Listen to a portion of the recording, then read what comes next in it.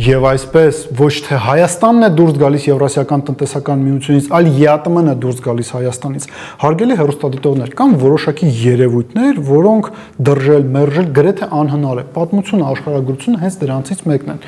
Տասնամյակներ շարունակ մեզանում կարծրացել է եւ իրականում արմատավորվել ու շատ ճիշտ է արմատավորվել հետեւյալ մոտեցումը, որ մեր տարածաշրջանը հարավային Կովկասը դա բախման թաթերաբեմ է երկու տարածաշրջանային գերտերության համար՝ Թուրքիայի եւ Ռուսաստանի Դաշնության։ Հայաստանի զարգացման տեսանկյունից դա նշանակում է հետեւյալը. պաշտոնական Երևանը ունի զարգանալու երկու տարբերակ։ Երկընտրանքը հետեւյալն է, կամ ինքնիշխան ռազմավարական համագործակցություն Ռուսաստանի Դաշնության հետ, կամ ձուլում թուրքական աշխարհի շրջանակներում։ Սակայն 2018 թվականից սկսած, եթե ոչ ավելի շուտ, Հայաստանում սկսվել է իրականացնել այնպիսի քաղաքականություն, որ մեզանում այդ երկընտրանքը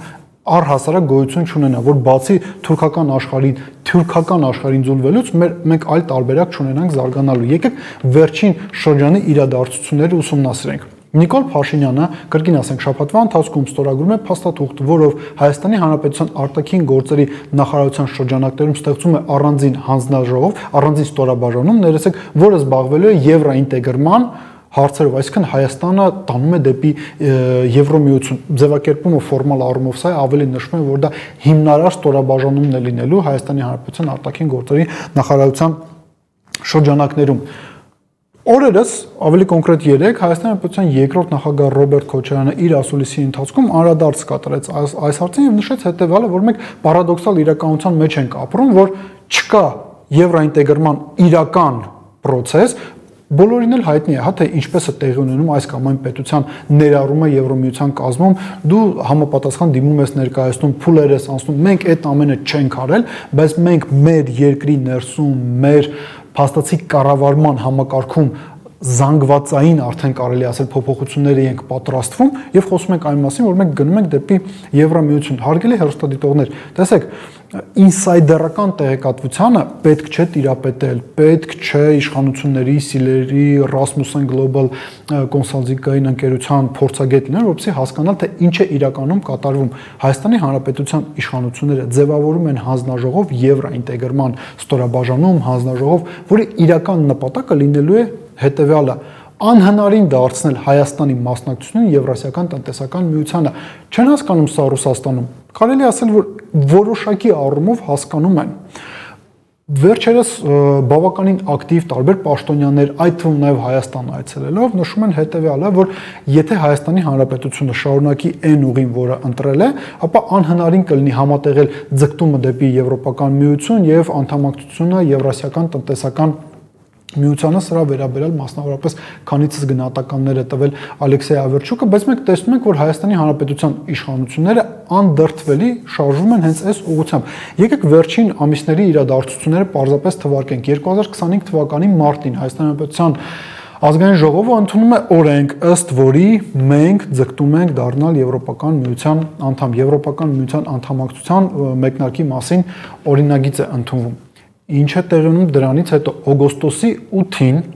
մենք Վաշինգտոնում Ադրբեջանին, Թուրքիային եւ Ամերիկայի Միացյալ Նահանգներին հանձնում ենք Զանգեզուրի միջանցքը։ Եկեք իրենց անուններով անվանենք։ Զանգեզուրի միջանցքը որպես երևույթ հակասում է մաքսային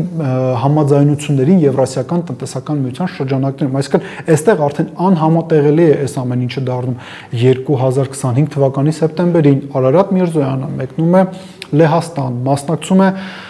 անվտանգության հարցերը քննարկող մի ֆորումի, որի շրջանակներում անում է հետևել հայտարարությունը, որ Հայաստանի Հանրապետության ազգային ժողովում պատրաստ է նույնիսկ ընդունել օրինագիծ, ըստ որի Եվրոպական միության անդամակցությունը Հայաստանի Հանրապետության արտաքին քաղաքականության անդրդվելի ուղենիշը պետք է լինի, այսինքն ցանկացած կառավարություն պետք է հենց այս ուղղությամբ շարժվի։ Նիկոլ Փաշինյանն էլ իր հերթին երեք ստեղծեց այդ հանձնաժողովը, որը մեր ԱԳՆ-ի շրջանակներում պետք է համակարգի այս բոլոր գործընթացները։ Հարգելի հեռուստադիտողներ, կրկին ասենք, անհրաժեշտ չէ, որ դու ներիշխանական ինսայդերական տեղեկատվության տիրապետես հասկանալու համար, որ իշխանությունները անում են ամեն ինչ ոչ թե որ Հայաստանի Հանրապետությունը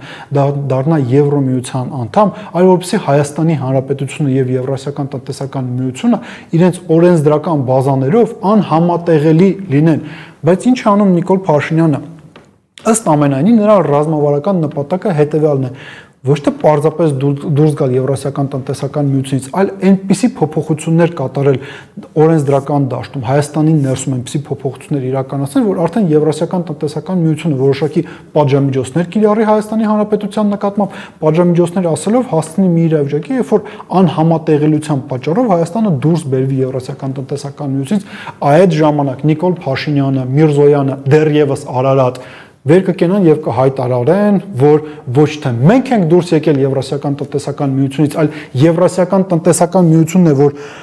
դուրս է եկել Հայաստանի Հանրապետությունից։ Հարգելի հեռուստադիտողներ, ամփոփելով մենք պետք է նշենք հետեւյալը. մենք ակնհայտորեն գնում ենք մի ճանապարհով, որի վերջնարդյունքը պետք է լինի հետեւյալը. Ռուսաստանի Դաշնության հետ տնտեսական բոլոր հնարավոր կապերի ոչնչացումը, հույս ունենալով, որ եթե դու չունես տնտեսական կապեր, ապա քաղաքական ազդեցություն գործընթացների վրա Ռուսաստանը չունենա։ Եթե դու Ռուսաստանի հետ տնտեսական կապերը առհասարակ ոչնչացնում ես, ու ԿՊԱ-ականները չեն էլ թաքցնում, որ դրա այլընտրանքը թուրքական շուկան է։ Սկսած թուրքական էներգակիրներից, վերջացրած սննդամթերքը թուրքական։ Այսինքն մենք գալու ենք մի իրավիճակի, երբ որ ստեղծելով եվրոինտեգրման առանձին ստորաբաժանում, մենք մաս ենք դառնալու թուրքական աշխարհի։ Ուղղակի Նիկոլ Փաշինյանը ըստ ամենայնի այս ոչ այնքան հաճելի լուրը պատրաստվում է Հայաստանի Հանրապետության քաղաքացիներին հայտնել 2026 թվականի խորհրդարանական ընտրությունից հետո, եթե իհարկե նա վերարտադրի իր իշխանությունը։ Մտածեք այդ մասին։